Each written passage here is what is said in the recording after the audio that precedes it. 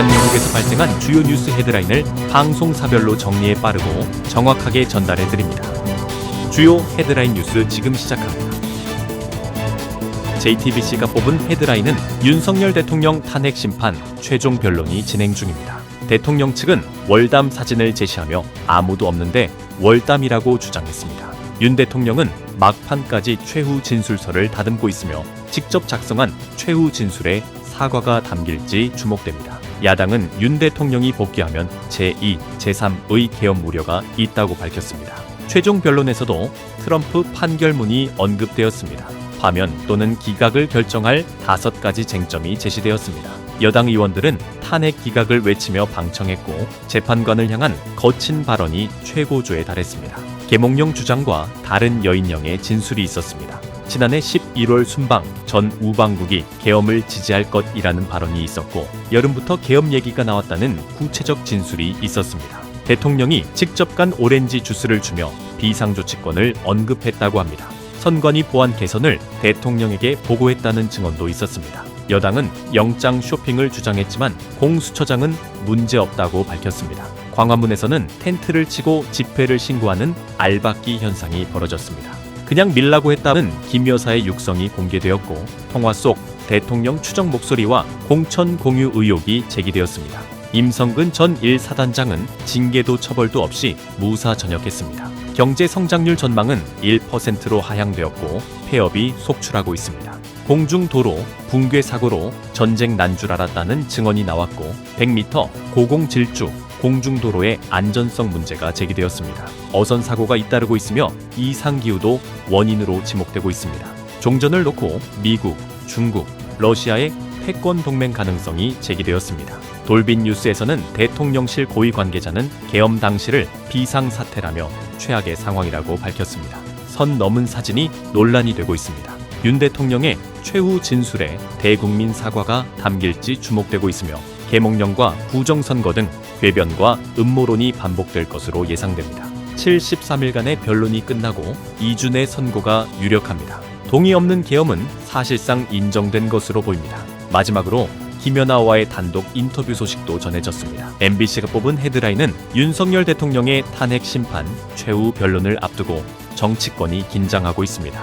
군을 내란 도구로 전락시킨 증거가 속출하는 가운데 국가 사유화와 헌법 파괴 등 탄핵 사유가 충분하다고 강조하고 있습니다. 한편 윤 대통령과 김건희 여사의 통화 녹취록이 공개되어 논란이 되고 있습니다. 녹취록에는 대선 당시 부부의 개입 정황이 담겨 있어 특검 수사 요구가 높아지고 있습니다. 김 여사의 논문 표절 의혹도 제기되어 학위 취소 가능성까지 거론되고 있습니다. 여당은 헌법재판소를 흔들기 위한 시도를 계속하고 있으며 대선을 앞두고 조바심을 느끼고 있습니다. 시민들은 대통령의 대국민 사과를 요구하고 있으며 반성 없는 태도에 분노하고 있습니다. 다음은 사회 소식입니다. 공사 중이던 고가도로가 붕괴되어 4명이 사망하는 사고가 발생했습니다. 사고 현장은 처참한 모습이었으며 국도 일부 구간이 통제되었습니다. 야당의 부동산 정책이 중도를 겨냥하고 있으나 다주택자 규제에 대한 비판이 제기되고 있습니다. 가상화폐 시장은 조정 국면에 접어든 것으로 보입니다. 한편 계엄으로 인해 한국행 관광이 막히면서 관광업계가 큰 타격을 입었습니다. 경기 침체가 위험 수준에 이르렀으며 고환율에도 불구하고 금리 인하가 예상됩니다. 불법 촬영물 제작과 관련된 사건이 발생했습니다. 이웃을 몰래 녹음하고 불법 촬영물을 제작한 사례가 적발되었습니다. 연금개혁 합의에 변수가 생겼으며 AI 시대에 대비한 독서의 중요성이 강조되고 있습니다. 최후 변론에서 윤 대통령은 계속 야당 탓을 되풀이하였고 음모론을 남발하였습니다. SBS가 뽑은 헤드라인은 경기 안성의 고속도로 건설 현장에서 교각 구조물이 붕괴해 4명이 사망하고 6명이 부상을 입었습니다. 목격자들은 굉음과 함께 차를 세우고 탈출했다고 전했습니다. 전문가들은 공법보다는 시공 문제일 가능성을 제기했으며 중대재해 여부에 대한 조사가 진행 중입니다. 인명수색은 종료되었고 경찰은 수사 전담팀을 구성했습니다. 윤석열 대통령 탄핵 심판 최종 변론이 진행 중입니다. 국회 측은 윤 대통령이 헌법 위에 군림하려 했다며 파면을 주장했고 윤 대통령 측은 전시와 사변에 준하는 비상사태로 합법적 계엄이었다고 반박했습니다. 향후 평의, 평결, 선고 절차가 남아있으며 재판관 8인 체제 여부는 모레 결정될 예정입니다. 한편 변론 종결로 탄핵 찬반 집회 규모가 커졌습니다. 김건희 여사의 녹취록이 공개되어 논란이 되고 있습니다. 검찰은 김 여사가 유리한 여론조사를 요청한 정황을 포착했습니다. 또한 김용현 전 장관의 비화폰 지각 반납 여부와 영장 쇼핑 공방이 벌어지고 있습니다. 경기 침체로 한국은행이 기준금리를 인하했습니다. 올해 경제 성장률은 1%대로 전망됩니다. 의료계 파업으로 서울의 외상센터마저 응급수술이 불가능한 상황입니다. 진에어 여객기가 엔진에서 불꽃이 튀어 긴급 회항했습니다. 한편 만취 상태의 20대가 주차된 차량 9대를 추돌하는 사고가 발생했습니다. 대방건설이 벌떼 입찰로 확보한 땅을 가족회사에 부당 지원한 혐의로 제재를 받았습니다. 정부는 여의도 면적의 14.5배에 달하는 그린벨트를 해제해 전략사업단지를 조성할 계획입니다. 양자 컴퓨터 상용화에 성패가 오류 해결에 달렸다는 분석이 나왔습니다. 반기업법과 소액주주, 보호법을 둘러싼 거부권 행사 여부가 주목받고 있습니다. 미국이 종전을 밀어붙이는 가운데 러시아는 히토류와 군축으로 화답할 가능성이 제기됐습니다.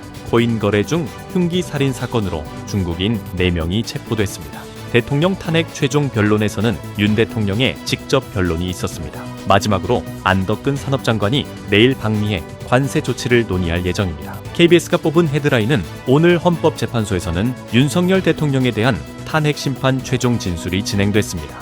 윤 대통령 측은 계엄 선포가 정당한 통치 행위였다고 주장한 반면 국회 소추위원단은 신속한 파면을 촉구했습니다. 마은영 미임명 권한쟁의 심판 결과는 27일 나올 예정입니다. 한편 탄핵 찬반 집회가 열려 경찰이 관리를 강화했습니다. 세종 안성 고속도로 공사 현장에서 붕괴 사고가 발생해 10명의 사상자가 발생했습니다.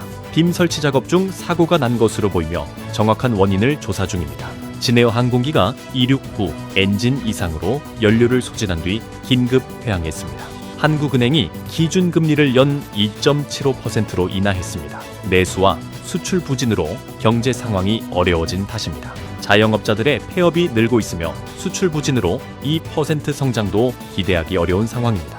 가상화폐 거래소 업비트의 영업 일부 정지 처분이 내려졌습니다. 실명 확인 절차가 허술했다는 이유입니다. 동해안 지역의 산불 위험이 최고조에 달했습니다. 양간 지풍으로 인한 강풍주의보가 발령됐습니다. KBS 시청자위원회가 수신료 결합 징수 법안의 재의결을 촉구했습니다. 내란조사 청문회에서 여당은 공수처의 영장 쇼핑을 지적했고 야당이 비화폰 수사를 요구하고 나섰습니다. 대통령 경호처는 김용현 전 장관의 비화폰이 봉인돼 보관 중이라고 밝혔습니다. 김 여사의 음성이 공개되며 공천 개입 정황이 드러났습니다. 이재명 대표의 선거법 위반 혐의 2심 결심 공판이 내일 열립니다. 선고는 3월에 있을 전망입니다. 윤 대통령의 최후 변론이 진행되었고 스위스에서 존엄사를 선택하는 사례가 있었습니다. 안락사 법제화를 두고 윤리적 논쟁이 계속되고 있습니다. 노인 학대 의혹에도 불구하고 요양병원이 억대 보조금을 받은 사실이 드러나 평가 제도의 실효성에 의문이 제기됐습니다. 트럼프 전 대통령과 마크롱 프랑스 대통령이 회담을 갖고 우크라이나 전쟁 종식 방안을 논의했습니다. 마지막으로 불법 투견이 성행하고 있어 단속의 사각지대라는 지적이 나오고 있습니다. 주요 헤드라인 뉴스는 JTBC 뉴스룸과 MBC 뉴스데스크, SBS 8시 뉴스, KBS 9시 뉴스 헤드라인을 알려드립니다. 전해드린 뉴스 헤드라인이 도움이 되셨나요? 앞으로도 빠르고 정확한 소식으로 찾아뵙겠습니다. 구독, 좋아요, 알림 설정 잊지 말아주세요. 영상 제작에 큰 도움이 됩니다.